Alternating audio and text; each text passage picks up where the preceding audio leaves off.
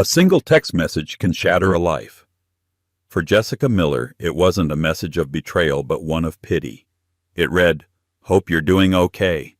It came from her former mother-in-law, a woman who hadn't spoken to her in a year, and it arrived just minutes before Jessica watched her ex-husband, the man she'd put through business school, step onto the most prestigious charity gala stage in San Francisco. He wasn't alone. On his arm was a younger, brighter version of herself, wearing a diamond that cost more than her entire life savings. In that moment, she was just a ghost in a borrowed dress, a cautionary tale whispered about over champagne. But what they didn't know, what no one could have possibly imagined, was that in less than 24 hours the name being whispered in those same circles wouldn't be his. It would be hers. And it would be associated not with pity, but with a fortune so vast it could buy and sell his entire world 10 times over. The crystal chandeliers of the Fairmont Hotel's grand ballroom dripped light onto the city's elite. It was the annual Children's Literacy Foundation Gala, an event Jessica Miller used to help organize. Tonight she was merely a guest, a +1 for her boss at the city archives, a quiet act of charity on his part.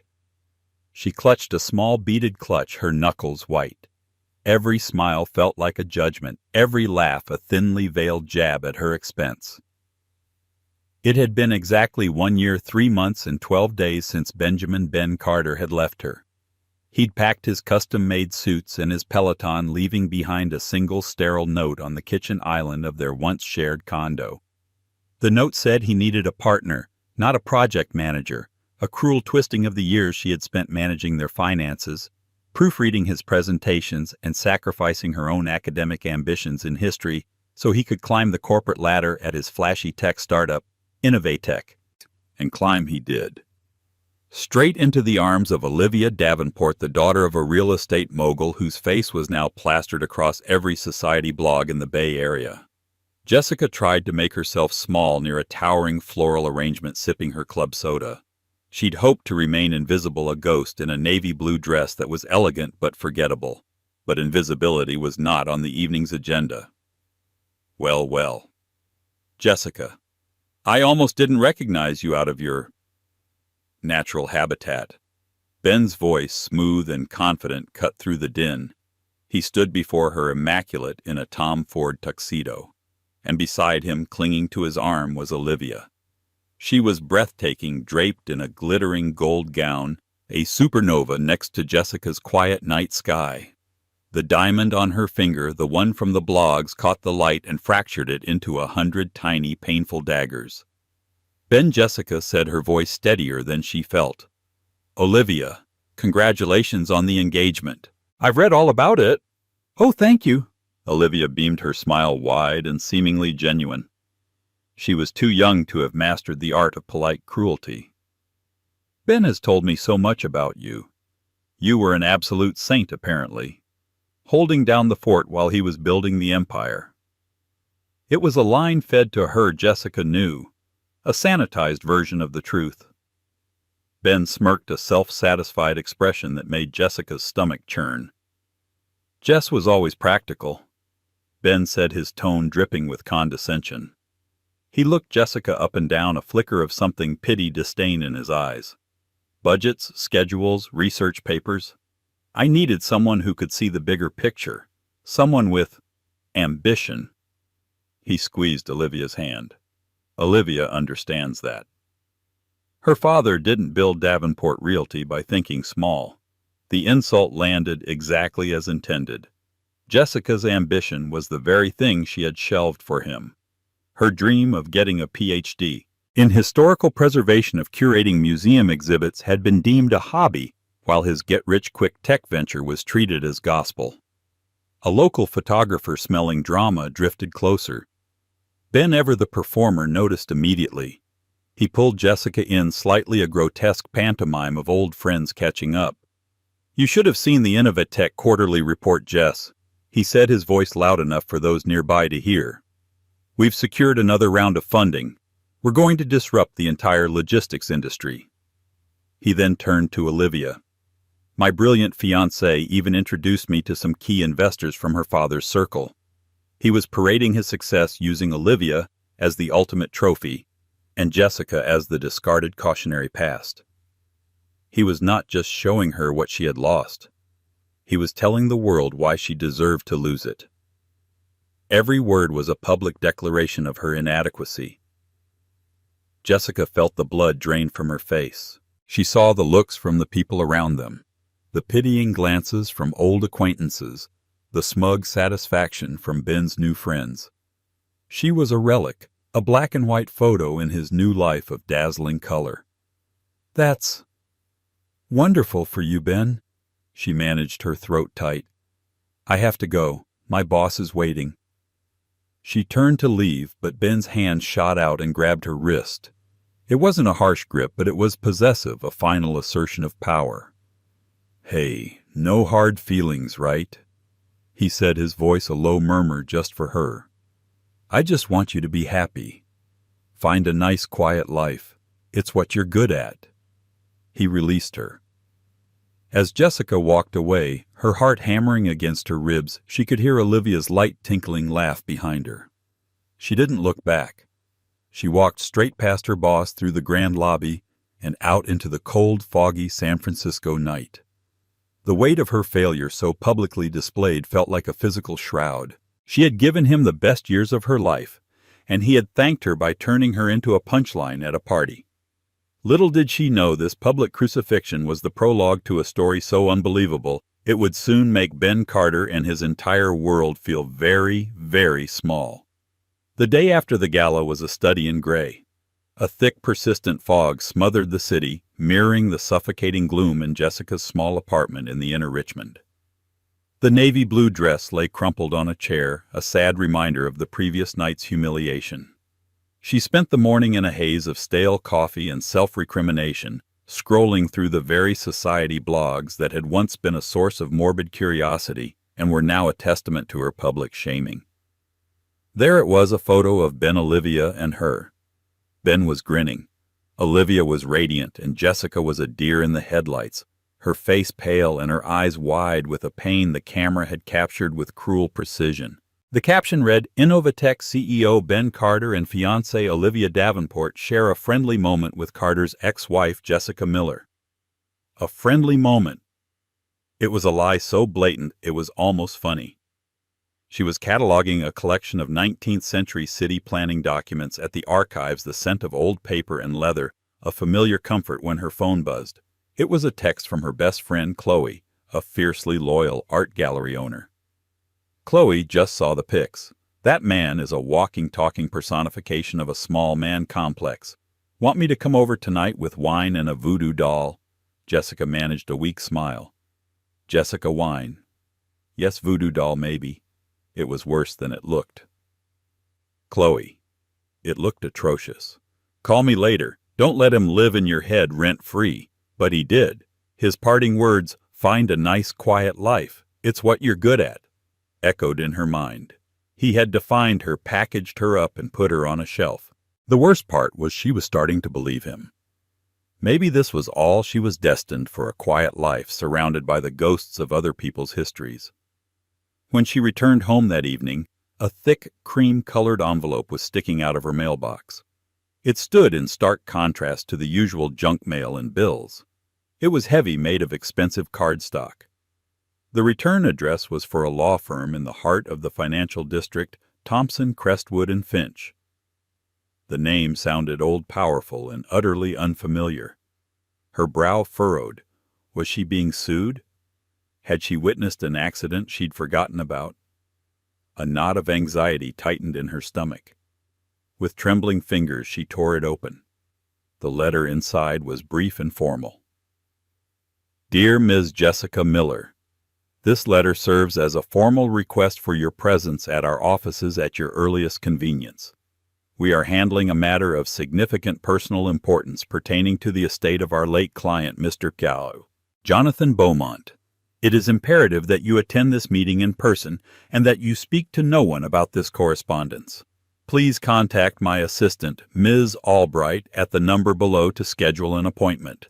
Sincerely, Arthur Finch, Senior Partner, Thompson, Crestwood and Finch, Jonathan Beaumont." The name meant nothing to her. She searched her memory, the archives of her own life, for any connection. Beaumont. Nothing. Her parents were both gone, and she had no other known relatives. Her father had been a firefighter, her mother a nurse. They were good, simple people who had loved her fiercely, but had left behind little more than a mortgaged house and a box of photographs. A scam, she thought. It had to be some elaborate high-end phishing scam. But why her? And a firm like that wouldn't need to scam people. She Googled them. Thompson, Crestwood & Finch was one of the oldest and most respected estate law firms in California, specializing in old money, the kind of wealth that was measured in generations, not funding rounds. Her curiosity warred with her exhaustion. The thought of navigating another high-stakes, intimidating situation so soon after the gala was draining. But the letter's commanding tone, the sheer mystery of it, was a strange, sharp hook in the dull fog of her depression. A matter of significant personal importance. What could that possibly mean? She reread the name. Jonathan Beaumont. It felt like a name from one of the historical documents she worked with every day. A railroad baron, a shipping magnate, a name etched onto the cornerstone of a forgotten building. That night she couldn't sleep. The humiliation of the gala faded, replaced by a restless, nervous energy. Who was this man? And what could he possibly have to do with her? It was a puzzle, and her archivist's mind, trained to find connections and uncover hidden narratives, couldn't let it go. The next morning, driven by a force she didn't quite understand, perhaps it was just the need for something to happen, something to break the bleak inertia of her life, she picked up the phone. "Ms. Albright, please. This is Jessica Miller. I'm calling in reference to a letter from Mr. Finch." A crisp professional voice on the other end responded. "Of course, Ms. Miller. Mr. Finch has been expecting your call. He can see you this afternoon at 3 o'clock. Will that be suitable?" "Yes," Jessica heard herself say, her voice betraying a hint of the tremor she felt inside. 3 o'clock will be fine." As she hung up, she looked around her small, quiet apartment. It was her sanctuary, but it was also her cage. Ben was right. Her life was small. But as she prepared to walk into the lion's den of the financial district to meet a man she'd never heard of about a dead man she didn't know, a tiny, unfamiliar spark flickered within her. It wasn't hope, not yet. It was just the thrilling, terrifying possibility of the unknown. The offices of Thompson, Crestwood & Finch were on the 50th floor of the Transamerica Pyramid, a location that was itself a statement of enduring power. The reception area was a cathedral of quiet wealth. Dark mahogany walls were adorned with oil paintings of severe-looking men. The air smelled of old leather and floor polish, and the only sound was the hushed ticking of a grandfather clock in the corner. It was a world away from the frantic, open-plan chaos of Ben's startup. This was money that didn't need to scream. Jessica gave her name to the receptionist, who regarded her with a polite but thorough appraisal. Jessica had worn her best blazer, a simple but well-cut piece she'd bought for her M.A. thesis defense years ago. Still, she felt like an imposter. A moment later, a man in his late 60s with a mane of silver hair and a perfectly tailored gray suit emerged from a set of double doors. "Ms. Miller, I am Arthur Finch. Thank you for coming on such short notice. Please follow me." His voice was exactly as she'd imagined, deep, resonant, and devoid of unnecessary emotion. He led her down a long, carpeted hallway to a corner office with a breathtaking view of the Golden Gate Bridge shrouded in its iconic fog. Books lined every wall, not for decoration, but with the cracked spines and faded gold leaf of constant use. Mr. Finch gestured for her to sit in one of the plush leather armchairs facing his immense oak desk. He sat opposite her, folded his hands, and fixed her with a pair of piercing blue eyes. "Ms. Miller," he began, "I will not waste your time with pleasantries. I was the personal attorney confidant, and I suppose the only friend of Jonathan Beaumont for over 40 years. He passed away last week at the age of 92. Jessica nodded, unsure of what to say. "I'm sorry for your loss. But, Mr. Finch, I have to be honest. I have no idea who Mr. Beaumont was. I believe there must be a mistake." Mr. Finch offered a thin, sad smile. "There is no mistake. Jonathan was a man who valued his privacy above all else. He cultivated anonymity as other men cultivate gardens. But he knew exactly who you were. He followed your life from a distance. He has photos of your high school graduation, your wedding, even a newspaper clipping about your work at the city archives."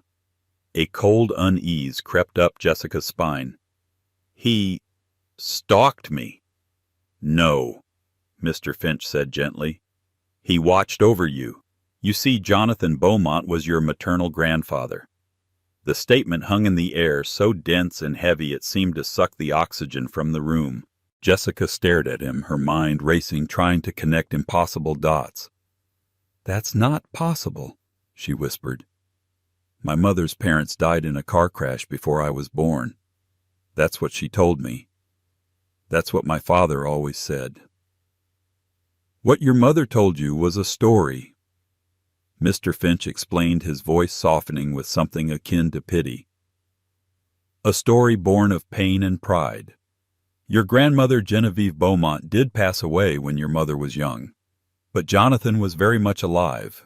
Your mother Catherine was his only child, his entire world. But she fell in love with a man he didn't approve of, your father, a firefighter. A good, honorable man by all accounts, but not from the world Jonathan had envisioned for his daughter. They argued. Terrible things were said. She chose to leave to be disowned rather than give up the man she loved. She cut him out of her life completely, and in turn cut you off from him." Jessica felt dizzy. Her entire maternal history, a simple tragic story she had accepted without question, was a lie. A lie constructed to protect her, perhaps, but a lie nonetheless. "He never tried to contact her, to contact me. After your mother passed away, he reached out to your father once," Mr. Finch said. "But your father, loyal to your mother's memory and her wishes, respectfully declined any contact. So Jonathan respected that. He kept his distance. But he never stopped watching. He never stopped caring. It was his greatest regret, he told me, that he let his pride cost him his daughter and his only grandchild." Jessica was speechless, trying to process the ghost of a family she never knew she had. A grandfather, a powerful, reclusive man who had watched her life from the shadows. Mr. Finch slid a thick, leather-bound document across the desk. "Which brings us to why you are here. This is his last will and testament. Jonathan was a man of considerable means. He was the sole owner of Beaumont Holdings." The name was vaguely familiar. Jessica had seen it on the side of shipping containers and on commercial real estate signs in the financial district. "I thought that was a public company." "He took it private 30 years ago. He hated Wall Street. He preferred to operate without scrutiny." Mr. Finch paused, letting the weight of his next words settle. "Beaumont Holdings encompasses a global logistics and shipping network, a commercial real estate portfolio valued in the low 9 figures, a private art collection that would make a museum curator weep, and various other assets. After a few specific bequests to his staff and myself, he has left the entirety of his remaining estate, including a 95% controlling interest in Beaumont Holdings, to you, Jessica." Jessica's brain failed to compute. The words were English, but they didn't make sense. It was like reading a fairy tale. Mr. Finch continued. "The liquid assets, properties, and art collection are valued conservatively at around $900 million. The controlling interest in the company, which generates a net profit of over $200 million a year, is valued at several billion more." Jessica's jaw went slack. She couldn't breathe. Billion. The word was absurd. It was a number for news headlines and villains in movies. It was not a number that had anything to do with her, Jessica Miller, who worried about her car insurance payments and bought her coffee with a rewards card.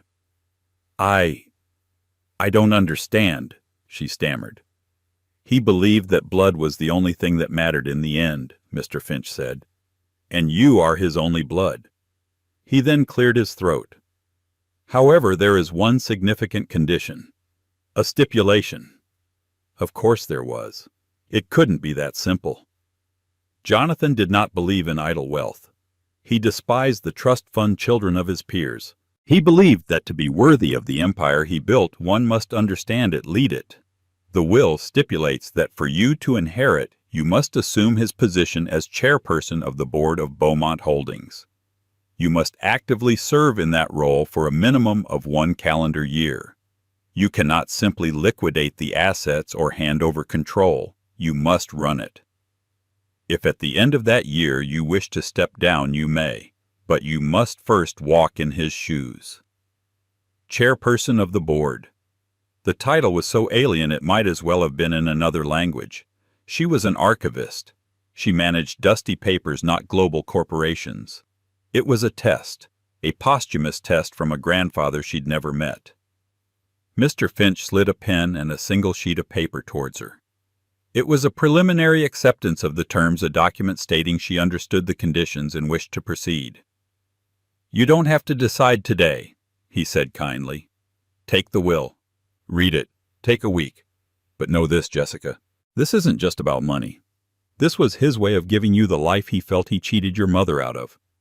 A life of power, of influence, of not having to be small or quiet for anyone."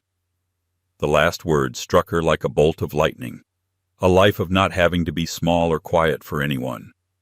Ben's parting shot from the gala echoed in her ears. Find a nice, quiet life. It's what you're good at. Suddenly the fear and confusion were pierced by a new, unfamiliar feeling, a cold, hard spike of anger. For her entire adult life, she had made herself smaller to accommodate a man's ego. She had quieted her own dreams, and her reward had been public humiliation.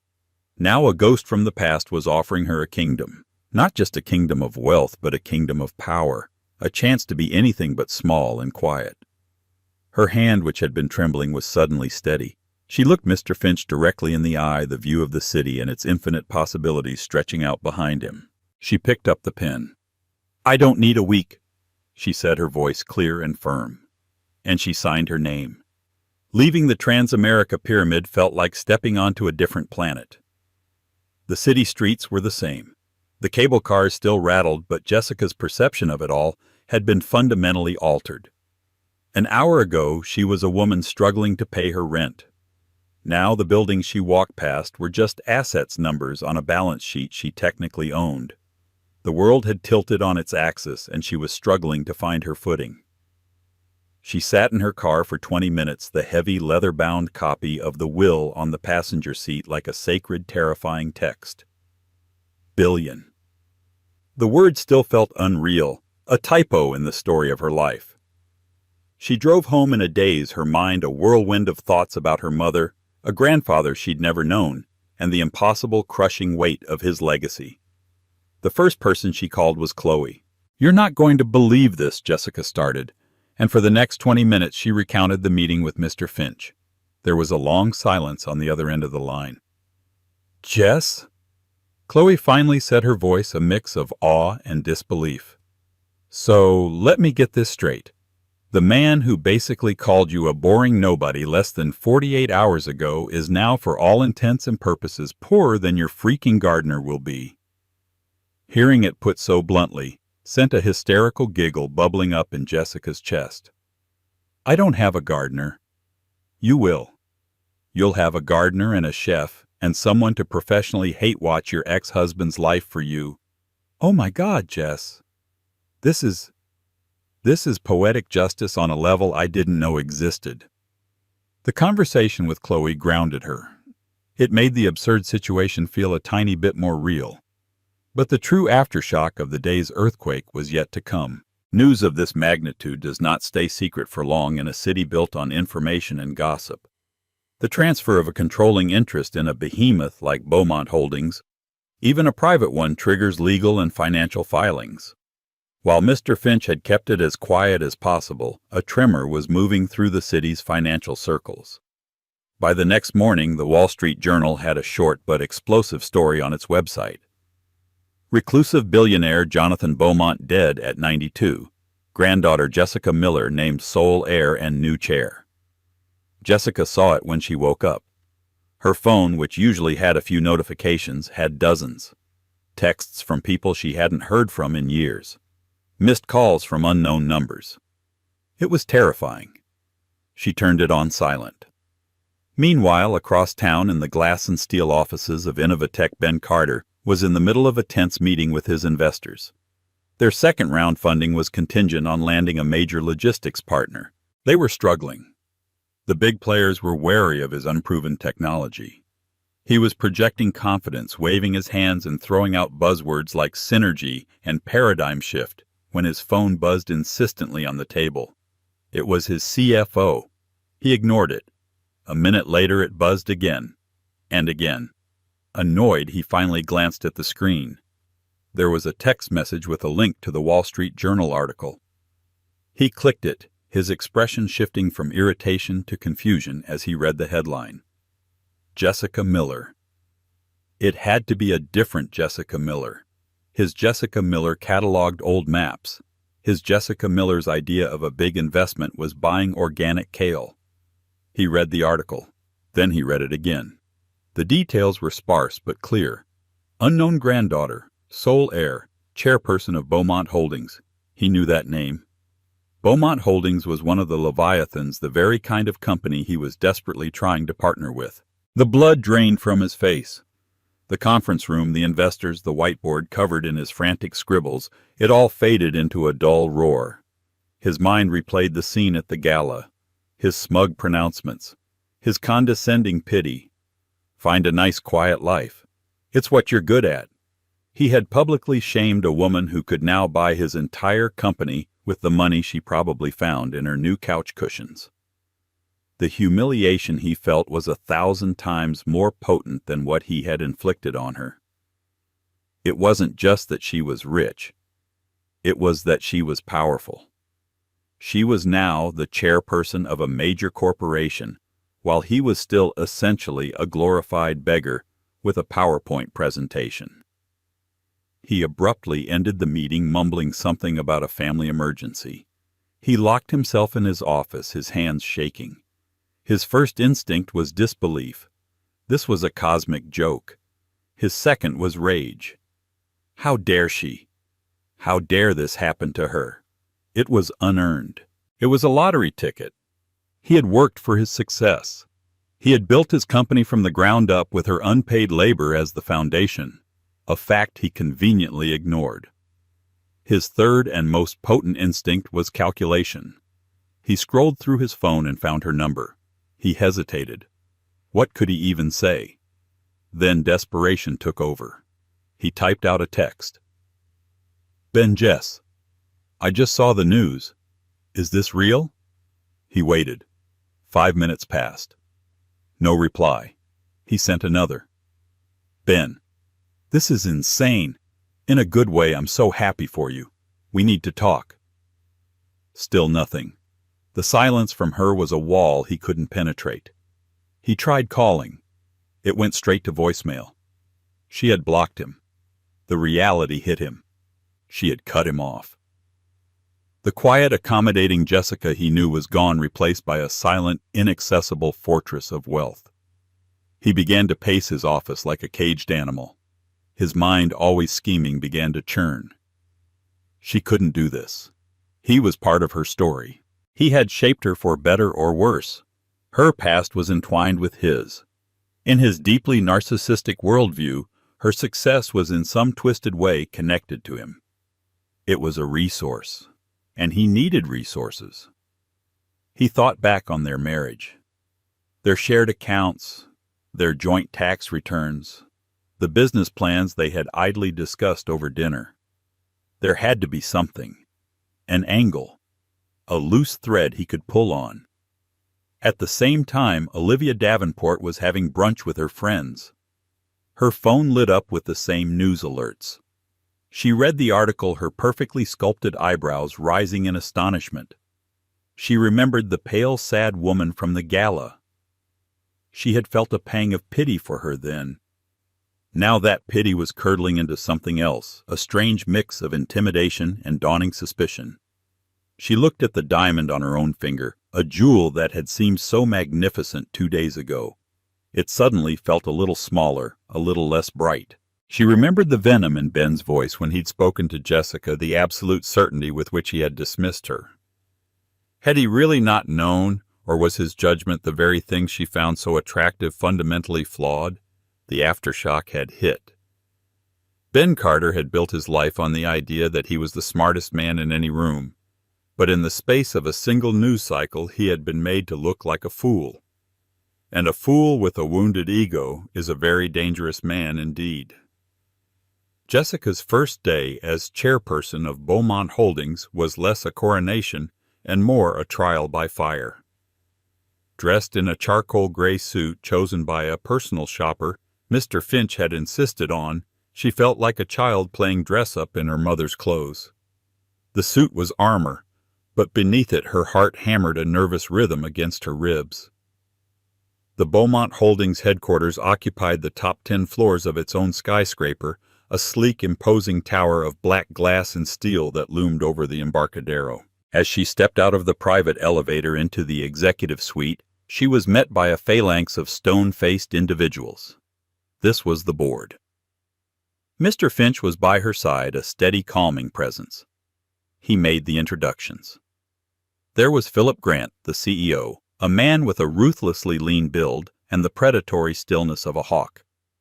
He had been with the company for 30 years, working his way up from the loading docks, and it was an open secret that he had expected to be given control upon Jonathan Beaumont's death. His handshake was firm, but his eyes were cold chips of ice. He saw her not as a leader, but as an obstacle. There was Beatrice Shaw, the CFO, a woman who seemed to calculate the worth of everything she looked at, including Jessica. The others were a blur of expensive suits and wary expressions, heads of legal operations and global strategy. They were all Jonathan Beaumont's people, fiercely loyal to his memory and deeply skeptical of the archivist who had appeared out of nowhere to take his throne. The boardroom was an intimidating space. A single massive slab of polished granite served as the table, surrounded by high-backed leather chairs. One wall was a floor-to-ceiling window offering a panoramic view of the San Francisco Bay, a view of the ships and ports that formed the bedrock of the Beaumont Empire. At the head of the table was a larger, more ornate chair. Her chair. Taking her seat felt like a monumental act. She could feel their collective gaze on her, dissecting her, waiting for her to fail. Philip Grant kicked off the meeting. Ms. Miller. He began, his voice smooth but edged with steel. While we welcome you to the company, we are in the middle of several time-sensitive and highly complex negotiations. Perhaps it would be most efficient if Mr. Finch were to walk you through the basics of our operations privately, while the existing executive team continues to manage the day-to-day. It was a clear power play. He was attempting to sideline her from the very start to relegate her to a ceremonial role while he ran the show. The old Jessica would have acquiesced. She would have apologized for being in the way and agreed that it was the most sensible option. But the memory of Ben's smirk and the weight of her grandfather's legacy fueled a new steely resolve. "Thank you for the suggestion, Mr. Grant," she said, her voice even and clear, surprising even herself. "However, my grandfather's will was explicit. I am to actively serve as chair. That means I need to understand every facet of this business, starting with these time-sensitive negotiations. Please bring me up to speed." A flicker of surprise and then annoyance crossed Philip's face. The other board members shifted uncomfortably. Beatrice Shaw, the CFO, pushed a thick binder across the table towards her. "This is the briefing on the proposed acquisition of the Port of Oakland's primary logistics partner, a deal worth $200 million. She said, her tone implying that Jessica wouldn't understand a single page. For the next 2 hours, Jessica was inundated with a flood of information, a tsunami of acronyms, financial projections, and corporate jargon. EBITDA synergy, CapEx leveraging assets. It was a foreign language. She listened intently, taking notes, asking simple clarifying questions that she could tell they found rudimentary. She felt their impatience, their barely concealed contempt. She was drowning, and they were watching. She left the meeting feeling utterly defeated. The confidence she had scraped together that morning had evaporated. They were right. She was an imposter, a librarian in a Shark Tank. That evening she met Mr. Finch in her grandfather's old office, a magnificent space she had yet to occupy. It was preserved exactly as he had left it, filled with antique maps, maritime artifacts, and the faint scent of cigar smoke and old books. "It was a disaster," she confessed, sinking into a leather armchair. "They see me as a joke." Mr. Finch regarded her thoughtfully. "They see a stranger." Jonathan was a formidable man. His approval was hard-won. You must earn theirs, but do not try to be him. You cannot win on their field using their weapons. You must find your own. His words stuck with her. Find your own weapons. What were her weapons? She wasn't a ruthless CEO or a financial wizard. She was a historian, an archivist. Her skills were in research and finding patterns in the past and seeing the narrative hidden beneath the surface of things. For the next few days, she didn't go back to the boardroom. Instead, she asked for the key to her grandfather's private archives, a climate-controlled room adjacent to his office that no one had entered since his death. The board saw it as an abdication proof that she was retreating to what was comfortable.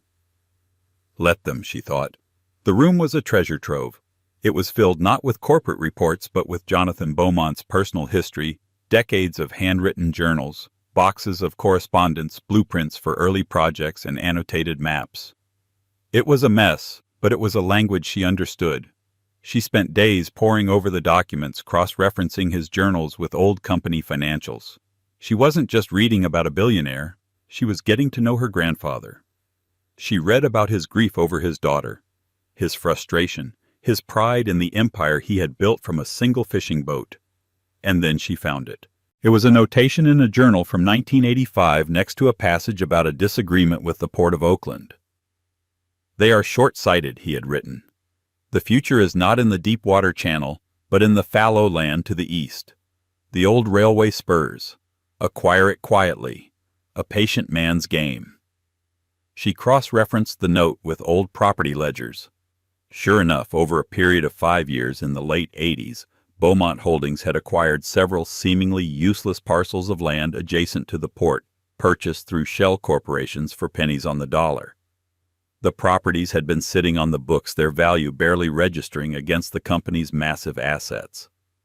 No one, not even Philip Grant, seemed to know they were part of a long-forgotten strategy. She then pulled up a modern satellite map and overlaid it with city infrastructure plans. A new highway interchange and a proposed high-speed rail line were slated to run directly through that fallow land. Owning that land didn't just give them leverage in the port negotiations, it gave them a stranglehold. They didn't need to acquire the port's partner. They could build their own superior facility on land they already owned, effectively making the company they were planning to buy obsolete. The $200 million acquisition wasn't just a deal, it was a mistake, a massive overpayment based on incomplete information. Armed with this knowledge, she called an emergency board meeting. She walked in not with fear, but with purpose. She stood at the head of the table, and on the large screen behind her, she projected the old maps, the journal entries, the property ledgers, and the modern infrastructure plans. She laid it all out calmly and methodically. "We are about to spend $200 million to acquire a company whose primary asset is access to the port," she concluded. "But my grandfather's notes show that we already own the key to the port's future. We don't need to buy our way in. We can build our own gate." The room was silent. Philip Grant stared at the screen, his face a mask of disbelief. Beatrice Shaw was furiously typing on her tablet, verifying the property records. The other board members were looking at Jessica with a new, startling expression: respect. She hadn't used their language of finance and aggression. She had used her own. She had used history. She had listened to the ghost in the archives. For the first time since she'd signed those papers, she didn't feel like an imposter. She felt like Jonathan Beaumont's granddaughter. While Jessica was finding her footing in the world of corporate titans, Ben Carter was sinking. The news of Jessica's inheritance had sent a shockwave through his professional life. Investors who had once been impressed by his bravado were now looking at him with a critical eye. If his judgment about his own wife was so spectacularly wrong, what else was he wrong about? The promised partnership with a major logistics firm failed to materialize, and his second round of funding was suddenly in jeopardy. He was running out of money and time. His days were consumed by a festering obsession with Jessica's fortune. It was a monumental injustice, a cosmic error he felt entitled to correct. He had tried everything. He'd left pleading voicemails. He'd sent long rambling emails alternating between apologies for his behavior and reminders of their shared journey. He'd even sent flowers to the Beaumont Holdings building, a pathetic gesture that was likely discarded by a security guard. All of it was met with a wall of impenetrable silence. His desperation curdled into a dark, spiteful resolve. If she wouldn't give him a piece of her fortune, he would take it. He spent his nights digging through old boxes he'd taken from their marriage, searching for a weapon. He sifted through old photos, bank statements, and tax returns. And then, in a dusty folder at the bottom of a banker's box, he found it. It was a slim business plan from early in their marriage for a venture they had nicknamed Package Perfect. It was Jessica's idea, born from her frustration with the inefficiency of museum artifact shipping. It was a concept for a software platform that would use historical shipping data and predictive analytics to optimize routes for fragile, high-value goods. She had done the research, written the proposal. He had contributed the buzzwords and designed a logo. They had co-signed the initial exploratory LLC, filing a document that cost them $150, and which they had abandoned a few months later when he decided to pursue the bigger idea that became Innovatech. Innovatech was at its core a scaled-up, commercialized version of Jessica's original concept. He had stolen her idea, repackaged it, and sold it as his own genius. At the time, she had been his supportive wife, and it felt like a shared asset. Now it was his Achilles' heel, and he thought his golden ticket. He contacted a notoriously aggressive lawyer, a man named Nick Valenti, who specialized in messy, high-profile divorces and corporate litigation. Valenti's eyes lit up when Ben laid out his story. The gambit was audacious and built on a foundation of lies. They would file a lawsuit against Jessica Miller. The claim that Innovatech was a joint marital enterprise, an evolution of the Package Perfect concept they had developed together. They would argue that her sudden massive inheritance constituted a change in material circumstances. During their marriage, they lacked the capital to pursue the venture to its full potential. Now she possessed that capital. Therefore, Ben was entitled to a significant portion of her inheritance as retroactive investment capital for the company they had built together. He wasn't just asking for a slice of her money, he was demanding half of her company. Beaumont Holdings arguing that its logistics empire was the perfect vehicle to finally realize their shared dream. It was a legal Hail Mary, flimsy and outrageous. But its purpose wasn't necessarily to win in court. Its purpose was to create chaos. It was a nuisance suit designed to drag Jessica's name through the mud, to paint her as a greedy ex-wife who had abandoned her partner the moment she struck gold. It was designed to entangle her in a messy public battle that would distract her, undermine her authority at Beaumont, and force her to the negotiating table just to make it go away. The day the lawsuit was filed, the media erupted. Valenti, a master of public relations, leaked the story to a prominent gossip site, which ran it with a sensational headline, "Tech CEO sues billionaire ex-wife. She stole my dream, and now she's stealing my future." The story was accompanied by carefully selected photos, Ben looking stressed and determined in his office.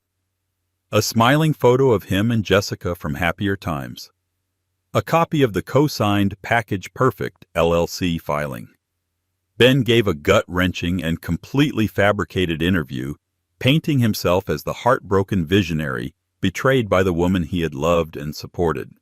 "I worked 100-hour weeks to build our dream," he claimed, his voice thick with false emotion. "Jessica was my partner in everything. All I'm asking for is what's fair. She has the resources now to make our original vision a reality, but she wants to cut me out to pretend I never existed. It's not just about the money. It's about the principle." The public narrative was set.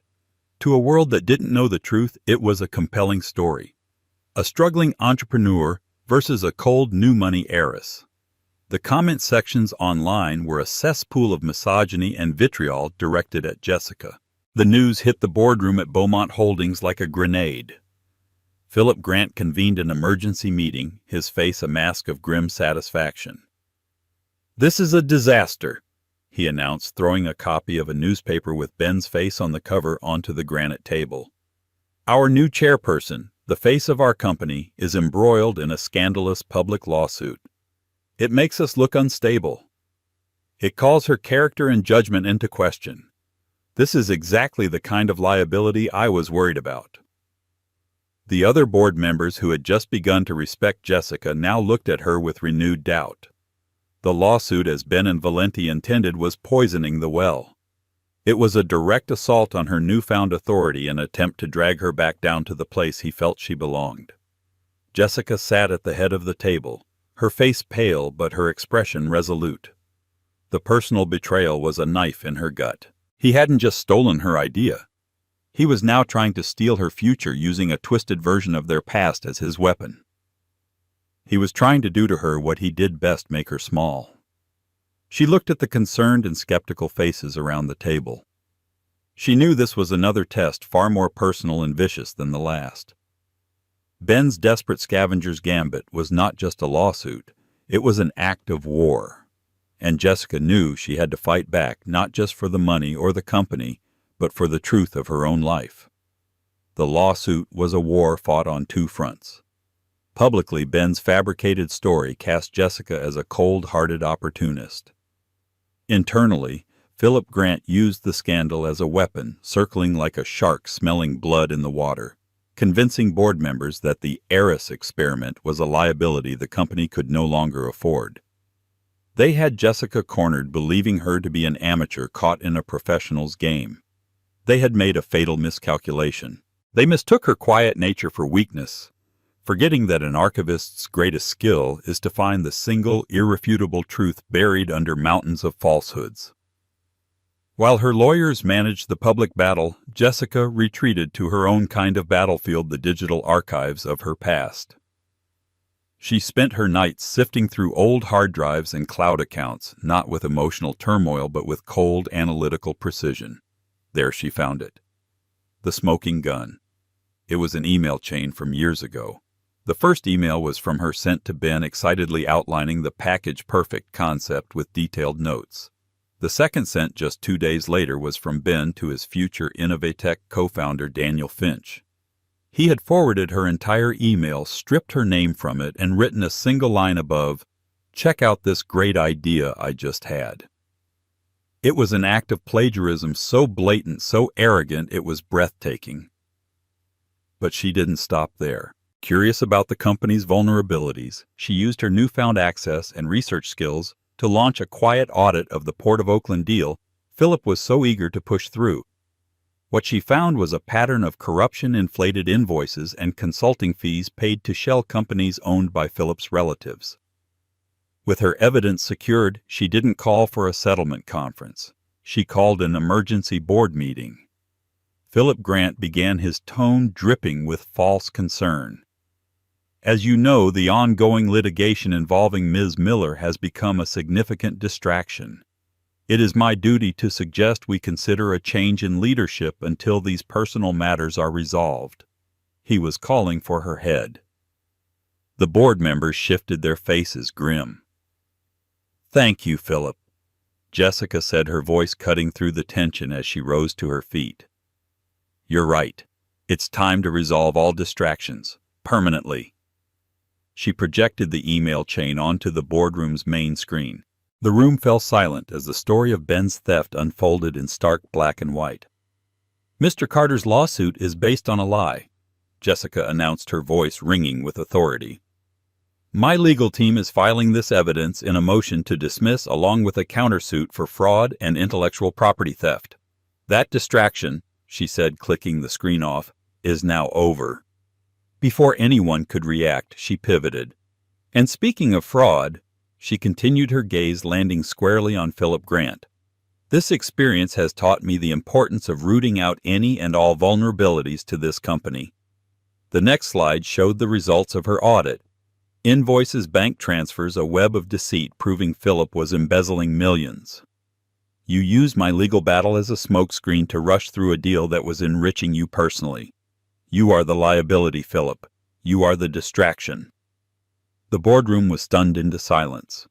Philip's face was a mask of pure shock and fury. In one masterful, brutal stroke, Jessica had defended her name, exposed her ex-husband as a fraud, and unmasked the traitor in their midst. She had not only survived the war on two fronts, she had won it decisively. The board will now vote on the immediate termination of Mr. Grant's employment, she declared. The vote was unanimous. As security escorted a sputtering Philip from the room, the remaining board members looked at Jessica with a newfound profound respect. She was not the lucky inheritor. She was not the scorned ex-wife. She was the chairwoman who had protected their company with a skill and ruthlessness none of them had seen coming. Her reign had truly begun. And so the story of Jessica Miller is not one of luck, but of metamorphosis. It's a story about how the world can try to define you to put you in a box labeled pitiable, quiet, or less than. Jessica was handed a kingdom, but her real victory wasn't in the billions she inherited. It was in the strength she unearthed within herself. She transformed the quiet precision of an archivist into the sharpest weapon in a corporate boardroom. She proved that the greatest power isn't the money you have, but the integrity you refuse to surrender. Her ex-husband tried to write her final chapter as a tragedy, but she took the pen and wrote an epic of her own triumph. Her story is a powerful reminder that sometimes the most humiliating endings are just the disguised beginnings of our most extraordinary journeys. If Jessica's story of justice and empowerment resonated with you, please show your support by hitting that like button. Share this video with someone who needs to be reminded of their own inner strength. And don't forget to subscribe and turn on notifications so you won't miss our next story of unbelievable twists and ultimate vindication. Thank you for listening. What happens when a man's final cruel prophecy is shattered in the most spectacular way imaginable? For Emma Vance, the final words her celebrity ex-husband, Julian Thorne, ever spoke to her were a curse. "You're nothing without me. No one will ever want you. You will die alone." He said it with the smug certainty of a man who believed he had authored her entire existence. But what Julian didn't count on, what the world couldn't have predicted, was that the universe had a flair for irony. Less than 12 hours later, Emma Vance wouldn't just be fine. She'd be on the front page of every major news outlet, her name a global trending topic, all because of a single candid photograph, her hand held gently, securely in the hand of the world's most enigmatic and untouchable billionaire. This isn't just a story about revenge, it's about what happens the morning after your world ends. The air in the penthouse was cold. It wasn't the fault of the climate control, a state-of-the-art system Julian Thorne had often boasted about in interviews for architectural magazines. It was a frigid, soul-deep cold that emanated from the man himself. Julian, with his perfectly coiffed silver hair and a smile engineered for talk show sofas, stood by the floor-to-ceiling windows, looking down at the sparkling expanse of New York City, as if he owned it. In many ways, he thought he did. "It's all signed Emma," he said, not turning to look at her. His voice, the same one that calmed millions of his followers with platitudes about unlocking your inner power, was now clipped and sharp, a shard of glass. Emma Vance clutched the pen in her hand, her knuckles white. The final divorce paper sat on the vast marble island in the kitchen, a kitchen she had designed from the veining in the stone to the specific shade of brushed brass on the handles. It was a space meant for warmth, for laughter, for the life she thought they were building. Now, it was just a stage for her public execution. "I know, Julian," she whispered. Her voice was hoarse. She hadn't slept in days.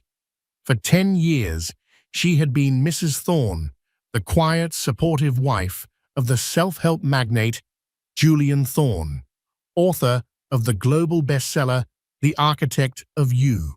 She had been the one who edited his manuscripts until 3 in the morning, who fact-checked his research, who coached him through his anxieties before every major speech.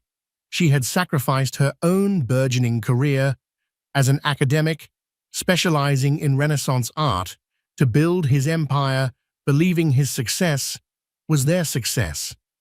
The cracks had started as hairline fractures, his casual dismissal of her opinions, his gaslighting her memories of events, the way he'd subtly mock her in front of their influential friends. Then came the affairs which he'd explained away as the unfortunate but necessary burdens of a man of his stature. The final break came when she discovered he wasn't just having an affair. He had a long-term partner, a younger, more malleable version of herself, already installed in a condo he'd bought downtown. Good. He finally turned his eyes, sweeping over her with disdain. She wore a simple grey cashmere sweater and jeans, a stark contrast to his tailored Zegna suit. She felt like a ghost in her own home. "The movers will be here tomorrow for my remaining effects. Your things? Well, you don't have much, do you?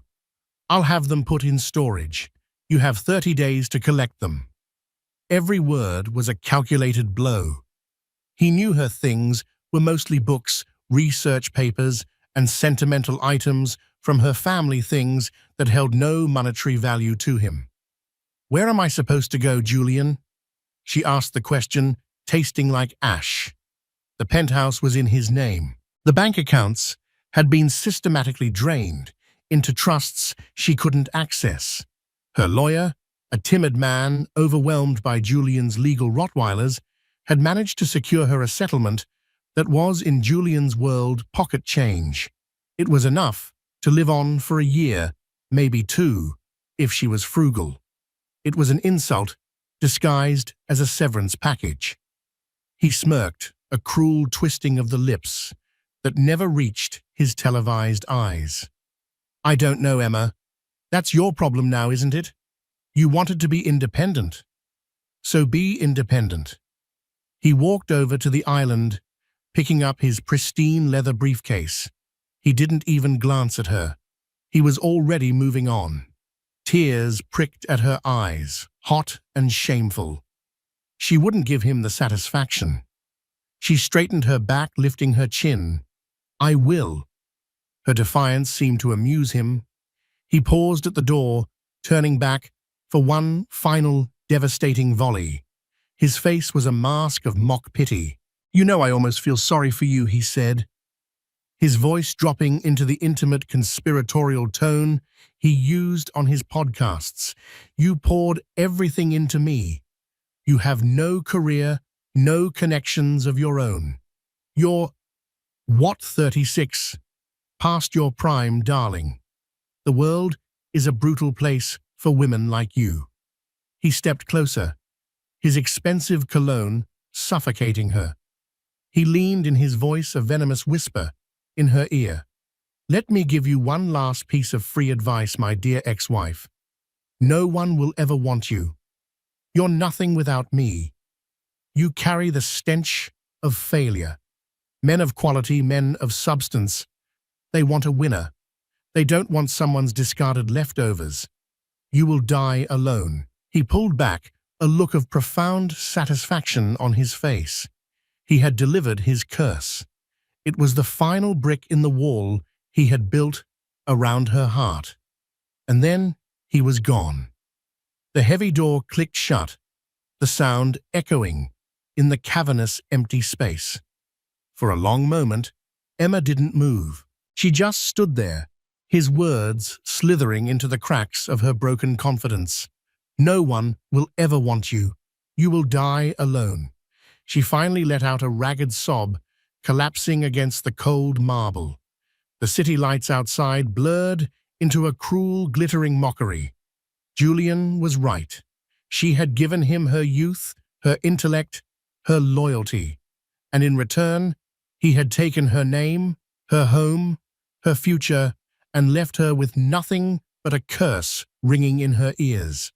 In that moment, sitting alone in the ruins of her life, she believed him. The next few weeks were a blur of beige. Beige boxes, beige walls of a tiny third-floor walk-up in Brooklyn, and a beige, flavorless existence. Emma had found the apartment in a daze. It was all she could afford. The grand views of Central Park were replaced by a view of a brick wall and a perpetually overflowing dumpster. The scent of fresh orchids Julian insisted on was replaced by the smell of damp old wood and her neighbor's cooking. She unpacked the few boxes Julian's men hadn't accidentally misplaced. Her books, her precious companions, filled makeshift shelves. Her research notes on the artist Artemisia Gentileschi, a female painter who had triumphed over immense personal violation and patriarchal oppression, felt like a cruel joke. Emma had once dreamed of writing the definitive book on her. Now she could barely summon the energy to read the titles. Julian's curse echoed in the cramped space. No one will ever want you. It became the soundtrack to her lonely nights. She'd scroll through social media, a masochistic ritual. Julian was thriving. He was photographed with A-list actors giving talks at prestigious conferences, and his new girlfriend, a model named Crystal, was splashed across his Instagram, always laughing, always perfect. He had already rewritten their history, painting himself as the patient husband who had finally freed himself from a negative and uninspiring partner. His followers lapped it up, flooding his comments with praise for his strength and authenticity.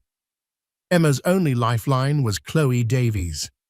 Chloe, a sharp-tongued, fiercely loyal art gallery owner, had been her friend since college. She'd never liked Julian, calling him a self-help vampire who drains the life out of everyone and sells it back to them in a paperback. Chloe showed up one Friday evening, armed with 2 bottles of expensive wine and a container of pad thai. She took one look at the apartment, and Emma's gaunt face and her expression hardened. "Okay, that's it," Chloe declared, setting the food on a wobbly IKEA table. "The moping is officially over. Operation Phoenix begins now." Emma gave a weak smile. "I don't feel much like a mythical bird, Chloe. More like a pigeon with a broken wing." "Nonsense," Chloe said, pouring a generous glass of Sancerre. "You are Emma Vance. You can spot a forged Botticelli from 20 paces, and you can recite Vasari's Lives of the Artists backwards. That sociopath didn't give you your brain. He just tried to convince you not to use it. We just need to remind you who you are." Chloe talked for hours, her voice filling the quiet apartment with life. She spoke of new artists, of gallery openings, of the vibrant world that Emma had been cut off from. Slowly, tentatively, Emma found herself correcting a point Chloe made about the use of lapis lazuli in the Scrovegni chapel, the old fire of her intellect flickering faintly. "See, she's still in there," Chloe said, pointing at her with a shrimp-laden fork. "Now for the main event." She reached into her designer tote bag and pulled out a thick, cream-colored envelope. The cardstock was heavy, expensive. The calligraphy was elegant. "What's this?" Emma asked. "This," Chloe said with a flourish, "is your re-entry into the world. It's the St. Jude's Foundation Annual Benefit Gala, the biggest art world event of the fall. They're auctioning off a recently discovered Degas sketch. Everyone who is anyone will be there." Emma recoiled as if the envelope were on fire. "Chloe, no, I can't. What would I wear? Who would I talk to? Julian will be there. He's a patron." "First," Chloe said, ticking the points off on her fingers, "I have a friend at Marchesa who owes me a colossal favor. You will be dressed in a gown that will make angels weep. Second, you will talk to me. And third, screw Julian. Seeing you there looking magnificent and not giving a damn about him will be like a stake through his narcissistic heart. It's the perfect revenge. I don't want revenge, Chloe. I just want to be invisible. Too bad, Chloe countered. Invisibility is cancelled. You've spent a decade in the shadows. It's time to stand in the light. Not for him, not for anyone else. For you. Remember the woman who wanted to write the Gentileschi book? The one who was passionate and brilliant? She wouldn't hide from a bully in a bespoke suit. She'd face him. Emma looked at the invitation. The St. Jude's Foundation. The very name felt like a sign. She thought of Julian's parting words, the poison of his curse. You will die alone. Maybe he was right. Or maybe, just maybe, Chloe was. Maybe the only way to break a curse was to defy it. She took a deep breath, the first one that felt like it reached the bottom of her lungs in months. Okay, she said, her voice stronger than it had been all evening. Okay, I'll go. Chloe's smile was triumphant. That's my girl. Now let's finish this wine. We have a phoenix to raise from the ashes.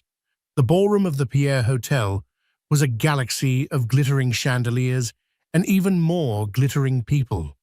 The air hummed with the low thrum of powerful conversations, scented with expensive perfume and ambition.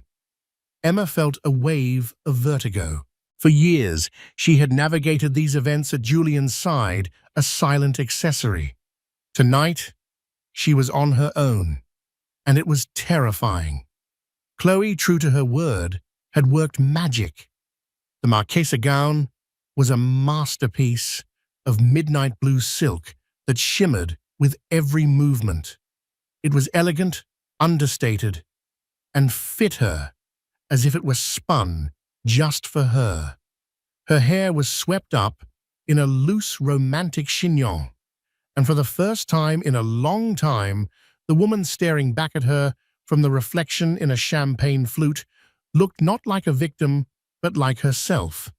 Stop hiding behind the ficus, Chloe hissed, pulling her gently by the arm.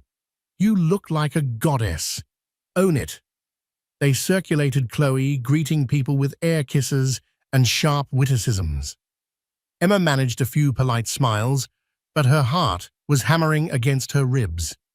She kept scanning the crowd for Julian, a primal sense of dread coiling in her stomach. The auction began. The auctioneer, a man with a plummy British accent and a theatrical flair, charmed the room into parting with extraordinary sums of money for art vacations and experiences. Emma found herself genuinely captivated by the art, her professional eye assessing the works, her mind momentarily distracted from her anxiety. The main event was the Degas sketch, a delicate, intimate drawing of a ballerina tying her shoe. Bidding was fierce, paddles shooting up across the room. Emma watched mesmerized when she saw him. Julian. He was sitting at a prominent front table, his arm possessively around Crystal's chair, his paddle held high. He wanted the Degas. Of course he did. It was a trophy. Emma felt a chill and turned away, needing to escape. I need some air, she murmured to Chloe, slipping away from their table towards a set of French doors that led to a small, secluded terrace. The cool night air was a balm. The terrace was blessedly empty, overlooking a quiet courtyard garden. She leaned against the balustrade, closing her eyes, trying to will away the image of Julian's smug face. This was a mistake. She wasn't ready. It's a beautiful piece, isn't it, the Degas? The voice was deep, calm, and startlingly close. Emma's eyes snapped open. A man was standing a few feet away, half hidden in the shadows, looking not at her, but out at the garden. He was tall, dressed in a perfectly tailored tuxedo, but he wore it with a kind of casual indifference, as if it were a second skin. Yes, Emma found herself saying, her voice a little breathless. His use of line, it's so economical, but it captures the entire weight and strain of the moment. It's not just a pretty picture. The man turned his head slightly, and she caught a glimpse of his profile in the dim light. Strong jaw, thoughtful eyes, an air of quiet intensity that was the polar opposite of Julian's performative charisma. There was something familiar about him, but she couldn't place it. Most people just see the ballerina, he said, his gaze now on her. His eyes were a startling shade of grey, like a stormy sea. You see the work. A blush rose on her cheeks. It was the first time in years anyone had seen her, and not the woman standing next to Julian Thorne. I studied art history. It was my field. Was he asked, a note of genuine curiosity in his voice. Is she corrected herself, a spark of her old self igniting. It is my field. He smiled, a small, genuine smile that transformed his serious face. Good. An awkward, yet not uncomfortable silence fell between them. From inside, they could hear the auctioneer's voice rising to a crescendo. Sold to Mr. Julian Thorne. Emma flinched, the sound of his name a physical blow. She wrapped her arms around herself, the cold returning. The stranger's perceptive eyes missed nothing.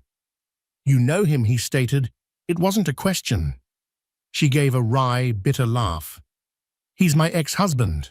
The divorce was finalized yesterday. The words tumbled out before she could stop them. She instantly regretted it. Why was she dumping her baggage on this handsome stranger? But he didn't recoil or offer empty platitudes. He just nodded slowly, his expression unreadable. I'm sorry, he said, and it sounded like he actually meant for the turmoil, not for the divorce itself. She shook her head, trying to dismiss it. It's fine. I should go back inside. Wait, he said, taking a step closer. The space between them seemed to crackle with an unexpected energy. My name is Alistair. He extended his hand. She placed hers in it. His grip was warm, firm, and surprisingly gentle. A jolt, like a static shock, shot up her arm. Emma, she replied. Emma, he repeated, as if testing the name on his tongue. It was a pleasure to meet you, Emma, who sees the work. He held her hand for a fraction of a second longer than necessary. As she turned to walk back inside, her heart doing a strange, unfamiliar flutter, he spoke again, his voice soft. For what it's worth, he didn't deserve that sketch. He only sees the ballerina. Emma walked back into the ballroom, her mind reeling. She didn't see the rest of the auction. She didn't even notice when Chloe returned to the table. She was consumed by the brief, intense connection with the man on the terrace, Alistair. As the gala wound down, Chloe helped her navigate the exit. They were waiting for their car when a flurry of activity erupted near the main entrance. A swarm of paparazzi, who had been waiting for a politician to leave, suddenly turned their lenses towards the doors. Alistair emerged. And suddenly, Emma understood. The flashes were blinding. Shouts of his name echoed in the night. Alistair Sterling. The Alistair Sterling. The reclusive tech billionaire. The prodigy who had made his fortune in sustainable energy and now ran the Sterling Foundation, one of the world's largest philanthropic organizations. He was notoriously private, rarely photographed, and his presence here was a major event.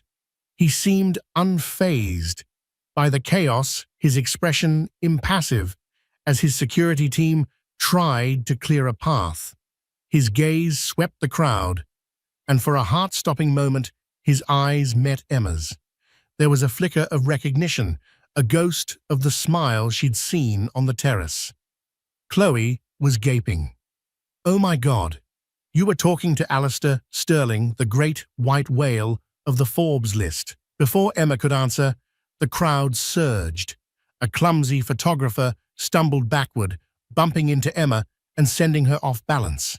She gasped, expecting to fall, but a strong hand shot out and caught her arm, steadying her.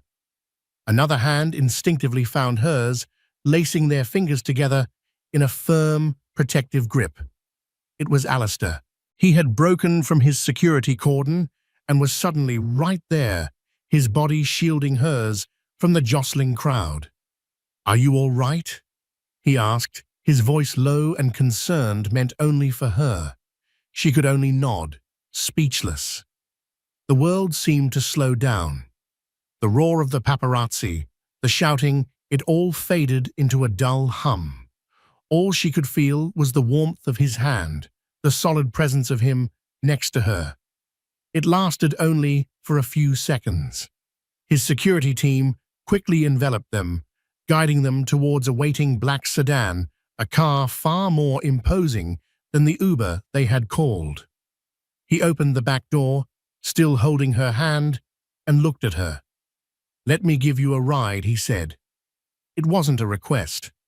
Dumbly, she nodded again and slid into the plush leather interior. Chloe scrambled in after her, wide-eyed. Alistair followed, and the door shut with a heavy, satisfying thud, sealing them in a cocoon of silence. The car pulled away from the curb, leaving the flashing lights behind. Emma looked down. Her hand was still linked with his. Across the street, hidden in the shadows, a freelance paparazzo, who had missed the main scrum, lowered his camera. He hadn't gotten a clear shot of Sterling's face, but he'd gotten something else, something intimate and intriguing. A close-up of their hands perfectly intertwined, a story in a single frame. He smiled. This was better than a politician. This was gold. Emma woke up to the sound of a hurricane. Not a literal one, but the digital tempest of her phone vibrating violently on her bedside table. It buzzed and chirped with a relentless, frantic energy she'd never experienced before. Groggily, she reached for it, her mind still fuzzy from the surreal events of the previous night. Alistair's driver had dropped her and Chloe off, a polite and formal goodbye hanging in the air. The feeling of his hand in hers lingered like a phantom limb. She squinted at the screen. 347 new text messages, 98 missed calls, a torrent of notifications from Instagram, Twitter, and news apps she didn't even remember installing. Her blood ran cold. This was the kind of attention Julian received, not her. Her thumb trembled as she swiped to open a text from Chloe. It was a string of incoherent capital letters and a link. "Chloe, Emma.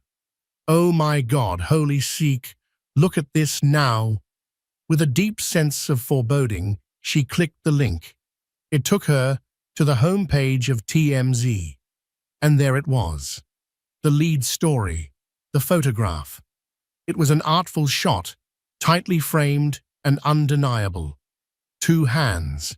Her hand, recognizable by the delicate silver ring her grandmother had left her, was entwined with a man's larger, stronger hand. The cuff of a tuxedo and a sliver of an impossibly expensive-looking watch were visible. The headline screamed, "Mystery Woman, Reclusive Billionaire, Alistair Sterling, in Shockingly Public Romance." She dropped the phone as if it had burned her. Her heart hammered against her ribs, a frantic bird trapped in a cage. She scrambled to open other news sites. Page 6. The Daily Mail, Vanity Fair. It was everywhere. The same photo. The same breathless speculation. Who is Alistair Sterling's secret girlfriend? The handhold seen round the world. Sources say the woman is a stunning brunette who spent the evening at the St. Jude's Gala with the tech mogul. She was the mystery woman, the stunning brunette. It felt like she was reading about a character in a novel, not herself. Then her stomach dropped as she saw the comments section. The digital mob was already at work. Sleuths were trying to identify her. And then someone did. A gossip columnist with a long memory posted a picture of her from 3 years ago standing behind Julian at a book launch. The narrative shifted with whiplash speed. Update: Sterling's mystery woman, identified as Emma Vance, ex-wife of self-help guru Julian Thorne. And that's when the second storm hit. Julian's storm. He hadn't waited. He hadn't stayed silent. He had gone on the offensive with brutal surgical precision. He posted a statement on his Instagram, a platform with 20 million followers. It was a masterclass in manipulation, cloaked in his signature brand of faux vulnerability. The post was a picture of him looking pensively out a window, a cup of tea in his hands. The caption began, "Friends, many of you have been asking me about the recent news. It is with a heavy heart that I must address this. As you know, I have recently gone through a painful and private separation. I have tried to handle this with dignity and grace, wishing only the best for Emma. To see these photos today is deeply concerning." Emma felt sick. Concerned, I have always been a supporter of Emma, even as we grew apart. But I fear she is in a vulnerable place right now. To see her latch onto a man of such immense wealth and power so quickly, literally the day after our divorce was finalized, is alarming.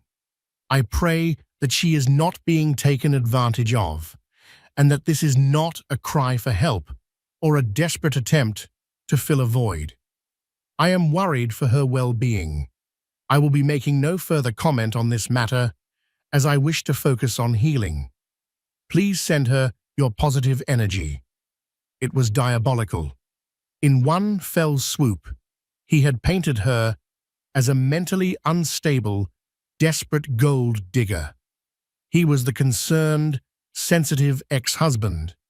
She was the pathetic, grasping woman. He had co-opted the language of therapy and wellness, a language she had helped him perfect, and turned it into a weapon against her. The comments were a tidal wave of vitriol aimed squarely at her. Wow, she didn't waste any time, did she? Gold digger alert. Poor Julian. He's so classy. She's clearly a mess. I knew there was a reason he left her. She sounds like a parasite. Hope Alistair Sterling sees her for what she is. She's just using him for his money. The curse. You're nothing without me. No one will ever want you. He was making it come true, not by magic, but by the brute force of public opinion. He was branding her, defining her for the entire world, before she could even speak a word in her own defense. Her tiny apartment felt like it was closing in on her. The brick wall outside was a prison. She curled into a ball on her bed, the phone lying face down on the floor, still buzzing, still spewing poison. The shame was suffocating. He had won. He had utterly, completely destroyed her. She had defied his curse for one night, and in return, he had unleashed hell. The tears she had held back for so long finally came not as a gentle rain, but as a racking, hopeless storm. The knocking was soft at first, then more insistent. Emma ignored it, pulling a pillow over her head to block out the world. It was probably a reporter or a process server with a cease and desist letter from Julian's lawyers for besmirching his good name. "Emma, it's Chloe. Open this door right now, or I'm calling the fire department and telling them I smell gas and a crazy woman with a vintage toaster." Reluctantly, Emma dragged herself to the door and unbolted it. Chloe swept in her face a mixture of fury and concern. She was holding a large bag from a fancy bakery and the morning papers, which she promptly threw in the trash. "Don't read that garbage," she ordered. "I've already seen it. That man is not a human being. He's a sentient weaponized press release. Chloe took in Emma's tear-streaked face and crumpled form, and her expression softened. Oh, honey. She enveloped Emma in a hug. Don't you let him do this to you. Don't you let him win. He already has Chloe, Emma croaked. Look at what they're saying. The whole world thinks I'm some desperate, grasping social climber. He knew exactly what he was doing. Of course he did. Chloe said, her voice steely. This is his playbook. Control the narrative. Isolate the target. Publicly humiliate. He did it to that journalist who wrote a critical profile of him 2 years ago. Remember? He's a predator. Just then, Emma's intercom buzzed, making them both jump. Emma stared at it in terror. Don't answer it, she whispered. It could be the pizza I ordered for moral support, Chloe said, trying to lighten the mood. She pressed the button. Who is it? A calm, male voice, devoid of static, came through the speaker. It's Alistair Sterling. For Emma Vance. Emma and Chloe froze, staring at each other in disbelief. Alistair Sterling. Here, at her third-floor walk-up in Brooklyn. Let him in, Chloe hissed, suddenly galvanized. For God's sake, Emma, buzz him in. In a daze, Emma pressed the button. A few moments later, there was a quiet knock on her apartment door. She opened it to find him standing there. He was dressed not in a tuxedo, but in dark jeans, a simple gray t-shirt, and a lightweight jacket. He looked younger, less intimidating, but the same quiet intensity radiated from him. He was holding a small, unassuming cardboard box. Miss Vance. Emma, he said, his grey eyes searching her face. He saw the tear tracks, the fear. His expression wasn't one of pity, but of a kind of grim understanding. I know, this is an intrusion. May I come in? She could only nod, stepping aside. He walked into her tiny living room, his presence making the space feel both smaller and safer at the same time. He glanced around at the bookshelves, his eyes lingering on the titles. I came to apologize, he said, turning back to her. My presence last night and my carelessness brought this circus upon you. I am truly sorry for that. It's not your fault, Emma said, finding her voice. It's his. It's my world that has invaded yours. Alistair countered, and I have some experience with this, which is why I'm here. He placed the box he was carrying on her coffee table. This is for you. She opened it cautiously. Inside was a sleek silver device. It's a secure, encrypted satellite phone, he explained. Untraceable, unhackable. My personal number is the only one programmed into it. Your current phone is a liability. The press can track it. It can be hacked. This is safe. Emma stared at him, bewildered by the practicality and foresight of the gesture. I also saw his statement. Alistair continued, his voice hardening almost imperceptibly. It was a cowardly and calculated attack. He is attempting to define you before you have a chance to define yourself. I will not allow that to happen. Chloe, who had been watching from the kitchen doorway like it was a tennis match, finally spoke up. Damn right. But how do we fight back? He has 20 million followers who think he's the second coming. Alistair met Chloe's gaze, giving her a nod of respect. You don't fight him on his battlefield. You don't sling mud. You render his attacks irrelevant by telling the truth, but on your own terms. He looked back at Emma, his focus entirely on her. He's accused you of being a gold digger. So we show them you have no interest in my money. He's painted you as unstable. So we show them your strength and intelligence. A spark of anger, hot and clean, finally burned through Emma's despair. He built his entire empire on my work. The words hung in the air. Alistair's expression sharpened. What do you mean, his book? Emma said, the story pouring out of her now. The Architect of You. It was supposed to be my book. My dissertation was on the philosophical concept of the self in Renaissance art, how artists and thinkers of the time constructed their public and private personas. It was about authenticity legacy, building a life of substance. I had a manuscript, years of research. Julian, he took it. He read it, simplified it, stripped out all the academic nuance, and repackaged it with pop psychology buzzwords. He stole my soul and sold it as a self-help guide. Chloe looked horrified. Emma, you never told me it was that direct. I was ashamed, Emma admitted.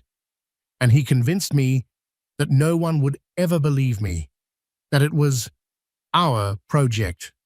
Alistair was silent for a long moment, his jaw tight. He looked from the pain in Emma's face to the bookshelves crammed with her life's passion. Do you have proof? He asked quietly. Drafts, notes, emails. Emma's heart leaped. Yes, they're in storage, old laptops, boxes of notes. I have everything. Alistair's expression was now one of cold, clear purpose. He was no longer just a handsome stranger or a reclusive billionaire. He was an ally, a powerful one. Then, we have a new plan, he said. We are no longer on the defensive. He wrote that he's concerned about you. Let's give him something to be genuinely concerned about. He looked directly at Emma, and for the first time, she saw not just kindness, but a deep, formidable strength that he was offering to share. He tried to take your voice, Emma. I think it's time the world finally heard it. The next week was a whirlwind of covert operations and quiet strategy orchestrated from Alistair Sterling's minimalist Soho office, a place that felt more like a modern art gallery than a corporate headquarters. There were no reporters outside, no paparazzi. Alistair's world was protected by a level of security and discretion that was an art form in itself. His team, a small group of fiercely loyal and terrifyingly competent individuals, retrieved Emma's boxes from storage.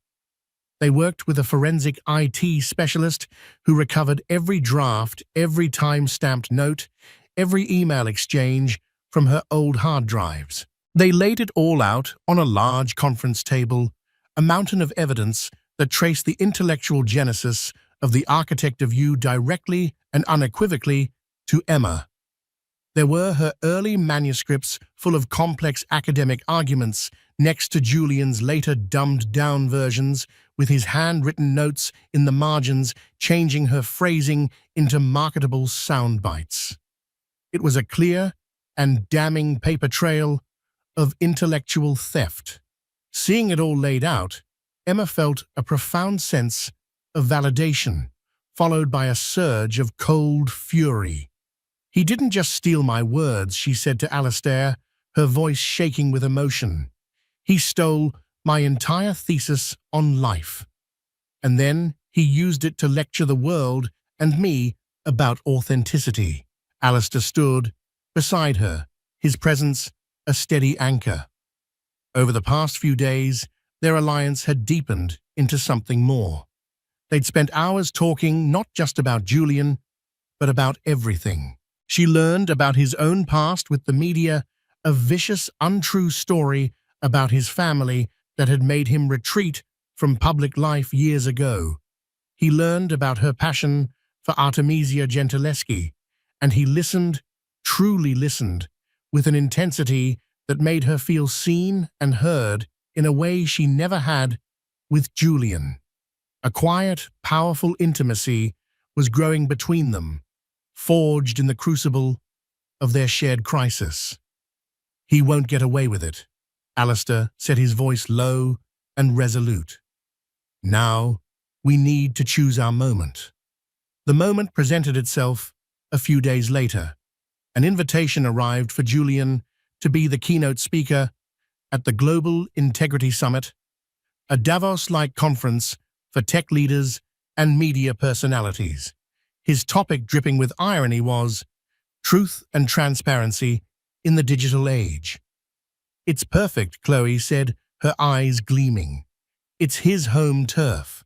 He'll feel untouchable. The hubris will be off the charts. He'll have the whole event locked down," Emma countered, a knot of anxiety tightening in her stomach. "I can't just walk in and accuse him." "You won't have to," Alistair said. He tapped a few commands into his tablet. A picture of a woman with sharp eyes and a no-nonsense haircut appeared on the screen. "This is Sarah Jenkins. She's moderating his keynote. She's one of the toughest investigative journalists in the business. She owes my foundation a favor for funding her documentary on dark money in politics. More importantly, she hates frauds." The plan was audacious. Sarah Jenkins, armed with a dossier of Emma's evidence, would conduct the Q&A after Julian's speech. She wouldn't ambush him with accusations. She would do it with his own words and with Emma's. The day of the summit, Emma felt sick with nerves. She wasn't at the conference hall. She was with Alistair and Chloe in a secure viewing suite nearby, watching the live feed on a massive screen. She had done her part. She had written a formal, eloquent statement and had given Sarah Jenkins her blessing to use her research, her words, her story. The broadcast began. There was Julian on a massive stage, bathed in a reverent blue light. He was at the peak of his powers, delivering a smooth, charismatic speech about the importance of living an authentic life. He even had the gall to reference his divorce. Recently, he said, his voice thick with false emotion, "I had to make a difficult choice to align my private life with my public values of honesty and growth. It was painful, but living your truth is never easy." Emma felt Alistair's hand find hers under the table. She gripped it tightly. Julian finished his speech to thunderous applause. He sat down beaming as Sarah Jenkins took the seat opposite him. She started with a few softball questions, lulling him into a state of comfortable arrogance. Then she shifted. "Julian, your book, The Architect of You, is built on a very powerful central metaphor of constructing a life. It's incredibly detailed. I was curious about your research process." Julian preened. "It was years of work, deep personal intellectual exploration. It really came from my soul." "Interesting," Sarah said, looking down at her notes. "Because I have here some academic papers from 2012, written by a then Emma Vance, that explore the exact same theme, the construction of persona in the Renaissance. The language is remarkably similar. For instance, you write, 'To be authentic is to be the sole architect of your own reality.' A fascinating turn of phrase. Almost identical to Ms. Vance's 2011 dissertation proposal, which states, 'The Renaissance ideal was to be the sole architect of one's public reality.'" A flicker of panic in Julian's eyes. The audience murmured. Sarah pressed on her voice like ice. "In Chapter 3, you discuss the facade of legacy, Ms. Vance's research uses the exact same term, the facade of legacy, in relation to the Medici family. On page 184, you use an anecdote about Michelangelo. That anecdote is lifted almost verbatim from an email Ms. Vance sent you in 2013, which we have a copy of." Shall I go on? The color drained from Julian's face. He was sputtering, trying to interrupt. This is an ambush. My work with my ex-wife was a collaboration. She was my partner. Was she a collaborator when you registered the copyright solely in your name?" Sarah countered, her voice sharp.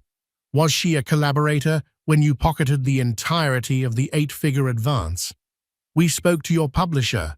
Her name is not mentioned on any contract.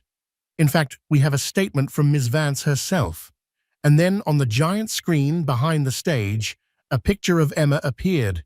Not a paparazzi shot, but a professional, dignified headshot they had taken days before.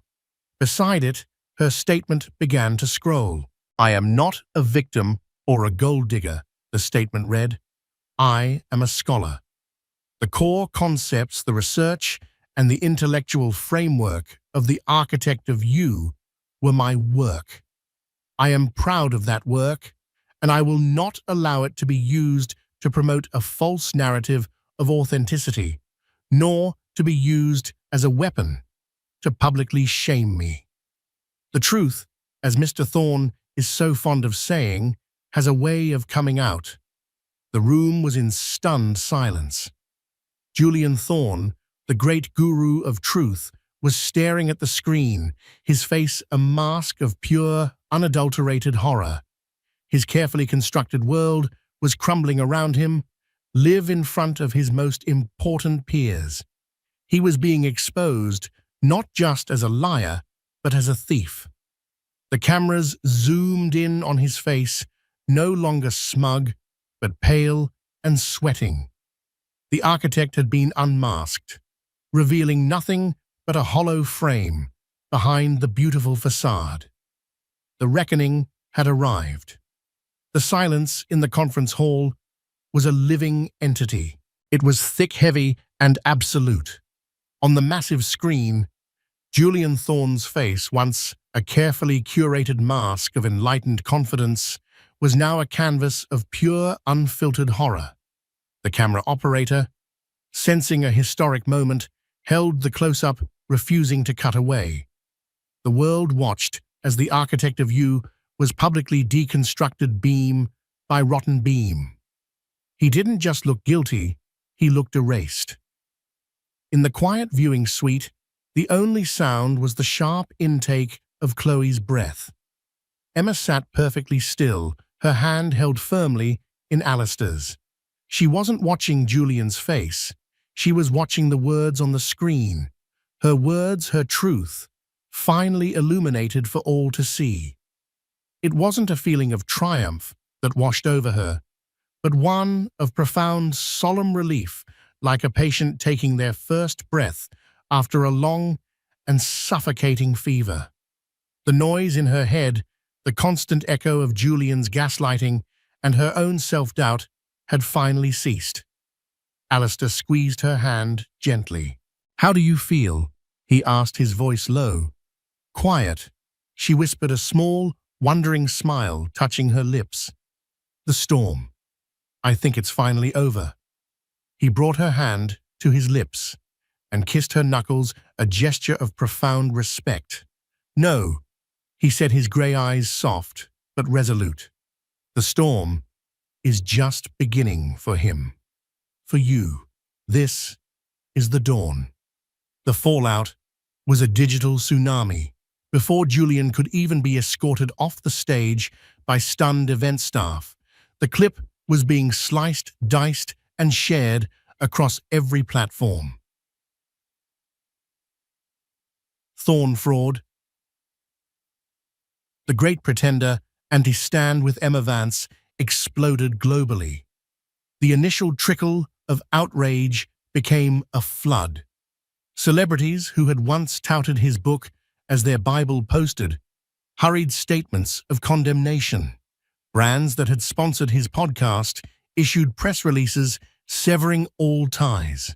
His publisher, facing a public relations nightmare, released a statement within 3 hours.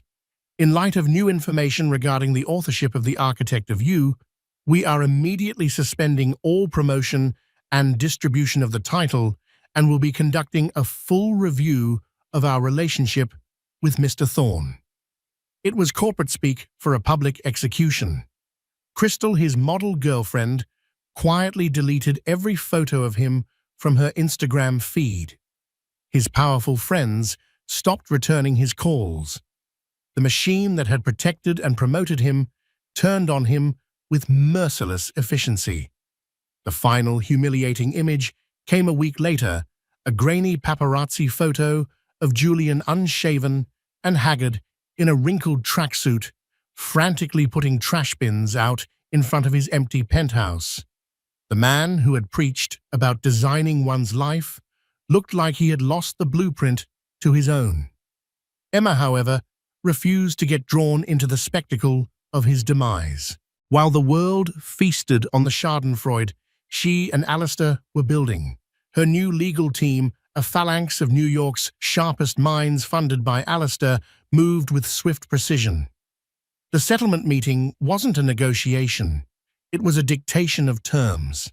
Emma sat at the head of the table, calm and composed, as her lawyers laid out the undeniable evidence of intellectual property theft and demanded reparations, not alimony, but a figure representing her share of the book's profits and damages for copyright infringement. Julian's legal team, knowing they were beaten, folded without a fight. With the first transfer of funds, she didn't buy a new apartment or a new wardrobe. Her first act was to sign the charter for the Vance Institute for Historical Studies. Its mission was clear: to fund and promote the work of scholars, particularly women, in fields historically dominated by men. Its first grant was awarded to a young art historian who had discovered compelling evidence that a famous sculpture attributed to a 17th-century master was in fact the work of his uncredited and forgotten sister. Her next meeting was with the acquisitions editor of a prestigious university press. The editor, a woman with kind eyes and a deep respect for academia, didn't just want to publish her original manuscript on Gentileschi. She wanted to publish a new expanded edition. "We also want you to write a new introduction," the editor said, "about your journey, about what it means to reclaim a narrative, your story. It's as important as the history you write about." For the first time, Emma cried. Not tears of sorrow or anger, but of overwhelming gratitude. Throughout it all, Alistair was her silent, steadfast partner. He never overshadowed her, never spoke for her. He simply created a space where she could be heard. Their relationship, born in the glare of a media firestorm, settled into a rhythm that was quiet, private, and deeply authentic. One evening, he came to her small Brooklyn apartment, the apartment she had decided to keep a reminder of, where she had started her new life. He found her covered in flour, attempting to bake bread, her tiny kitchen a chaotic mess. He didn't laugh at the mess. He simply rolled up the sleeves of his expensive shirt, washed his hands, and started helping her knead the dough. "You know," he said, his hands working alongside hers, "my life was very orderly before I met you. Every minute scheduled, every interaction vetted. I'm sorry for disrupting it," she said with a small smile. "Don't be," he replied, stopping to look at her, his eyes serious. "It was orderly, but it was grey. You brought the color back, Emma. You make the noise of the world bearable." A few months later, they stood on the terrace of his penthouse. It was a crisp autumn evening, and the city lights spread out below them like a carpet of fallen stars. The space, unlike Julian's cold, minimalist trophy home, was warm and lived in, filled with books stacked on every surface and art that was challenging and personal. He handed her an advance copy of her book, The Power of Persona Artemisia Gentileschi and the Forging of a Legacy, by Dr. Emma Vance. Her name, her title, her work. She ran her fingers over the embossed letters. "I used to stand in a place just like this and feel like the smallest person in the world," she confessed, her voice soft. "He told me that I was nothing without him, that I would die alone." Alistair wrapped his arms around her from behind, pulling her close. "He was a fool," he murmured into her hair. "A man that insecure could never understand a woman like you. He didn't understand the irony of his own curse." Emma leaned back against his chest, finally understanding. "He thought it was an ending," she said, a sense of wonder in her voice. "But it was a catalyst. If he hadn't said those things, If he hadn't pushed me out so cruelly, I would never have gone to that gala. I would never have met you. I would never have found the courage to fight for my work. Julian's curse wasn't a prophecy. It was an accidental gift. His attempt to consign her to oblivion was the very thing that had forced her into the light. He had meant to be the architect of her destruction, but instead, he had merely laid the foundation for her magnificent reconstruction. She turned in Alistair's arms, looking up at him. The love she saw in his eyes was not the possessive, conditional affection she had once known, but a deep, quiet partnership built on mutual respect and a shared truth. The city lights below no longer seemed to mock her, but to celebrate with her. It was a new dawn, bright and clear, and infinite with promise, and it was all hers. Emma Vance's story is a powerful reminder that our worth is never determined by someone else's opinion, especially the opinion of those who try to diminish us. It's a testament to the fact that the end of one chapter, no matter how painful, is often the necessary prelude to a far better one. Her journey from a cursed ex-wife to a celebrated scholar, hand in hand, with a man who saw her for who she truly was, shows us that the most profound comebacks are rooted in reclaiming our own truth and our own voice. Julian's curse was meant to be her prison, but it became the key that unlocked her true potential. If this story of resilience, justice, and unexpected love moved you, please show your support by hitting that like button and sharing it with someone who might need to hear it. And don't forget to subscribe and turn on notifications so you don't miss our next deep dive into the most incredible real-life dramas. What did you think of Julian's takedown? Let me know in the comments below.